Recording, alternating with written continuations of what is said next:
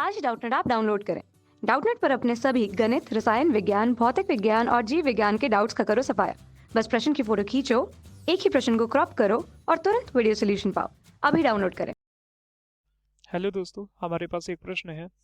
जड़त्व की परिभाषा लिखिए। जड़त्व के प्रकार बताओ।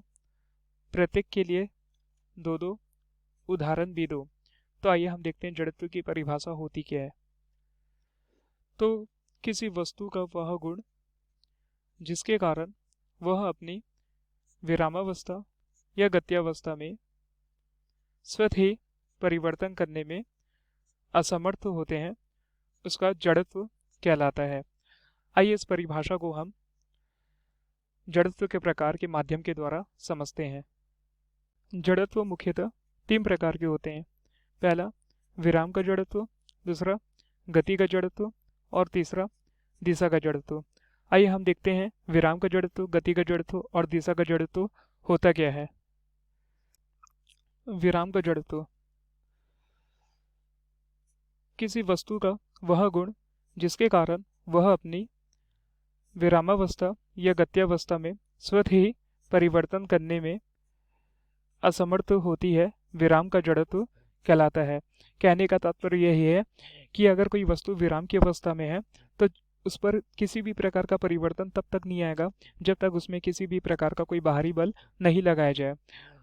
इसी प्रकार अगर वस्तु गति की अवस्था में है तो वह वस्तु गति की अवस्था में तब तक बनी रहेगी जब तक उसमें उसे रोकने के लिए किसी भी प्रकार का कोई बाहरी बल ना लगाया जाए। जैसे कि अगर हम विराम के जड़त्व का उदाहरण देखें तो पहले हम देखते हैं कि मोटर कार के एकाएक चलने पर उसमें बैठा व्यक्ति पीछे की ओर गिर जाता है। ऐसा क्यों होता है? क्योंकि अगर कोई मोटर कार में कोई व्यक्ति बैठा है तो मोटर कार के एकाएक चलने पर जो मोटर कार के नीचे की स्थिति है वो गति की अवस्था में आ जाती है, लेकिन शरीर के जो ऊपर का भाग है मोटर कार के चलने पर जो शरीर के नीचे का भाग है वह गति की अवस्था में आ जाता है।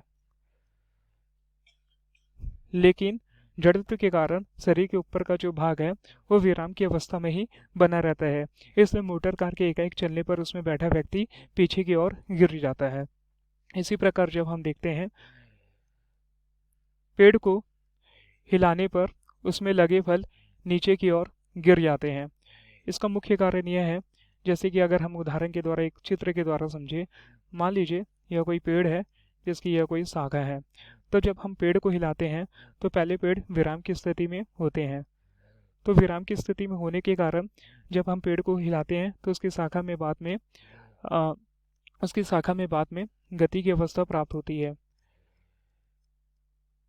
लेकिन विराम के कारण जो उसका फल होता है, लेकिन जड़त्व के कारण जो पेड़ का फल होता है वो विराम की अवस्था में बना हुआ होता है। इस कारण जब हम किसी पेड़ को हिलाते हैं तो जड़त्व के कारण उसके फल नीचे की ओर गिर जाते हैं। अब आइए हम देखते हैं गति का जड़त्व होता क्या।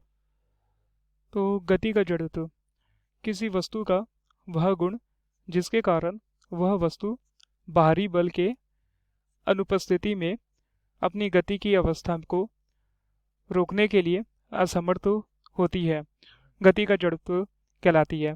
आइए इस गति के जड़त्व को उदाहरण के माध्यम से समझते हैं। जैसे कि उदाहरण 1 में है, चलती बस में ब्रेक लगाने पर उसमें बैठा व्यक्ति आगे की ओर झुक जाता है। इसका मुख्य कारण यह है कि मान लीजिए यह कोई बस है जो आगे की दिशा की गति में चल रही है और उसमें कोई एक व्यक्ति बैठा हुआ है। तो यह जब बस एकाएक ब्रेक लगाती है तो व्यक्ति के कमर का नीचे का भाग विराम की अवस्था में आ जाता है, लेकिन कमर के ऊपर का भाग जड़त्व के कारण गति की अवस्था में बना हुआ रहता है। इस कारण चलती हुई बस में ब्रेक लगाने पर उसमें बैठा व्यक्ति आगे की ओर झुक जाता है। इसी प्रकार चलती हुई रेलगाड़ी से कूदने वाला व्यक्ति रेलगाड़ी की दिशा में गिर जाता है। जैसे ही मान लीजिए इस रेलगाड़ी से कोई व्यक्ति बाहर की ओर कूद रहा है, तो जैसे ही ये बाहर की ओर कूदता है तो उस व्यक्ति का कमर के नीचे का भाग जो होता है जमीन के संपर्क में आते ही विराम की अवस्था को प्राप्त कर लेता है। लेकिन जो कमर के ऊपर का भाग होता है वो जड़त्व के कारण गति की अवस्था में बना हुआ रहता है। इस कारण चलती हुई रेलगाड़ी से कूदने वाला व्यक्ति रेलगाड़ी की दिशा में गिर जाता है। अब आइए हम देखते हैं दिशा का जड़त्व होता क्या है। दिशा का जड़त्व किसी वस्तु का वह गुण जिसके कारण वह अपनी बाहरी बल की अनुपस्थिति में अपनी दिशा में परिवर्तन करने पर असमर्थ होता है, दिशा का जड़त्व कहलाता है। आइए दिशा के जड़त्व को हम उदाहरण के द्वारा समझते हैं।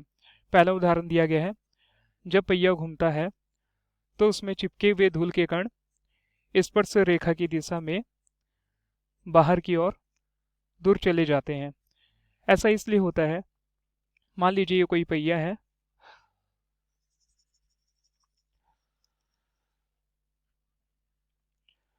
और इसमें धूल के कण चिपके हुए हैं, तो इन धूल के कण को वृत्तीय मार्ग में गति करने के लिए अभिकेंद्र बल की आवश्यकता पड़ेगी। लेकिन जड़त्व के कारण इन धूल के कणों को अभिकेंद्र बल प्राप्त नहीं होता और जड़त्व के कारण यह स्पर्श रेखा की दिशा में दूर की ओर फेंका जाते हैं। इसी प्रकार देखें तो किसी मोड़ पर कार के एकाएक मुड़ने पर कार पर बैठा व्यक्ति बाहर की ओर झटके का अनुभव करता है। इसका कारण यह है कि जड़त्व के कारण व्यक्ति का शरीर अपनी मूल दिशा में ही गतिमान रहता है जबकि कार मुड़ जाती है। तो यह होता है दिशा का जड़त्व। धन्यवाद। कक्षा 6 से 12वीं से लेकर नीट, IIT, जेईई वो एडवांस के लेवल तक 1 करोड़ से ज्यादा छात्रों का भरोसा।